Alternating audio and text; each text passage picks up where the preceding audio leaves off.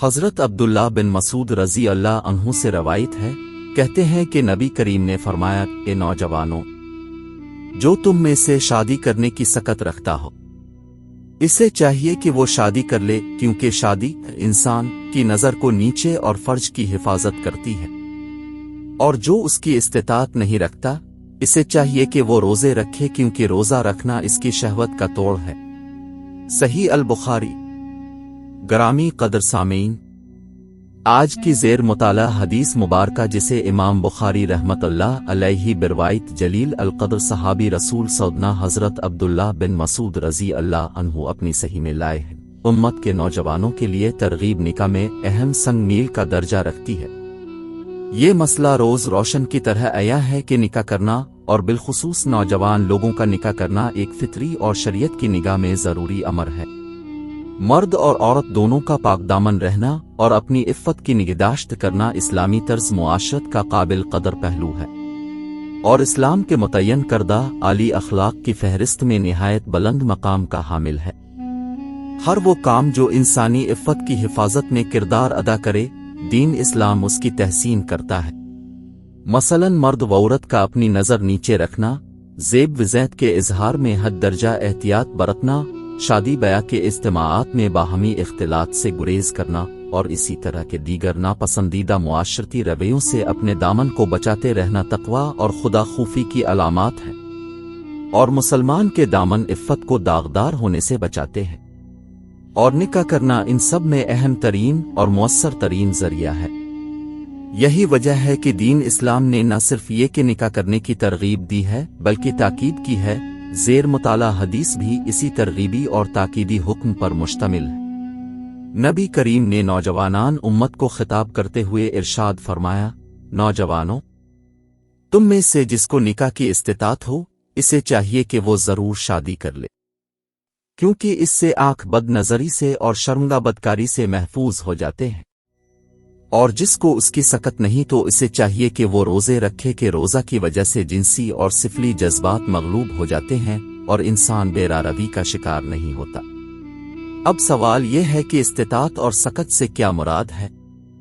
تو اس کا جواب بھی ہمیں نبی کریم کے ارشادات کی صورت میں مل جاتا ہے، اور وہ یہ کہ منکوحہ خاتون کو دینے کے لیے حق المہر کی رقم، اس کا نان ونفقہ، اور اس کی سکونت کے لیے اس کے پاس وسائل مہیا ہوں، اولادہ ہونے کی صورت میں اپنی معاشی اور مالی ذمہ داریاں نبھانے کا اہل ہو۔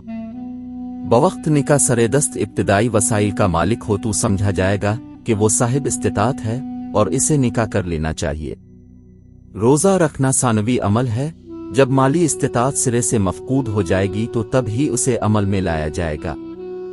یہاں یہ بات بھی ضروری طور پر ذہن نشین رہنا چاہیے کہ مالی استطاعت کی تشریح میں بھاری بھرکم بینک بیلنس، فضول خرچی کی حدوں کو چھو جانے والا نان ونفقہ اور کئی کنالوں پر محیط بنگلہ کا مطالبہ قطعاً ناروا ہے۔ جس طرح جہیز کا مطالبہ اسلامی ہدایات کے خلاف ہے، یہ بھی دینی احکام کے منافی ہے۔ سورۃ الطلاق کی آیت نمبر 7 میں ارشاد ربانی ہے کہ وسعت والا آدمی اپنی وسعت کے مطابق خرچ کرے، اور جس کے ہاں رزق کے وسائل کی تنگی ہے تو وہ اسی سے خرچ کرے جو اللہ نے اسے دے رکھا ہے۔ اللہ پاک کسی انسان کو اتنا ہی ذمہ دار ٹھہراتا ہے جتنا کہ اس نے اسے عطا فرما رکھا ہے۔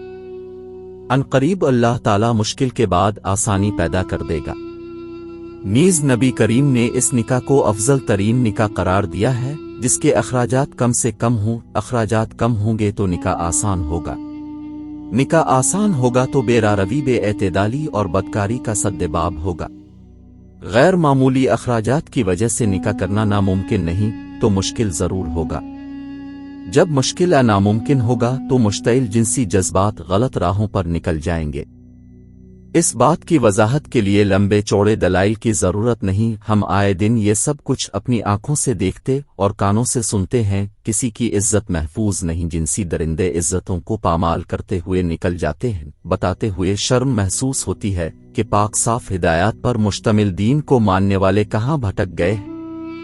کم سن اور چھوٹے بچوں اور بچیوں کی سسکیاں اور آہیں اور ان کے والدین کی درد بھری فریادیں ہمارے معاشرتی اور اخلاقی اقدار کا نوحہ پڑ رہی ہیں۔ ہم ہیں کہ کی عملی تفسیر بنے ہوئے کیا ابھی وہ وقت نہیں آیا کہ ہم اپنے گریبانوں میں جھانکیں، اپنے معاشرتی رویوں کا جائزہ لیں، ہند و ثقافت کے چنگل سے اپنے آپ کو آزاد کریں، اسلامی شاہراہ پر واپس آئیں، قرآن و حدیث کو حرز جان بنائیں، اپنی شناخت کے لیے شریعت اسلامیہ کا آئینہ دیکھیں اور نبی کریم کی ابدی ہدایات کو سر آنکھوں پر رکھیں، اسی پر اور اسی پر مریں، میرے اور آپ کے بدلنے ہی سے ماحول تبدیل ہوگا۔ کسی کو تو پہل کرنا ہوگی، کسی کو تو بارش کا پہلا قطرہ بننا ہی ہوگا۔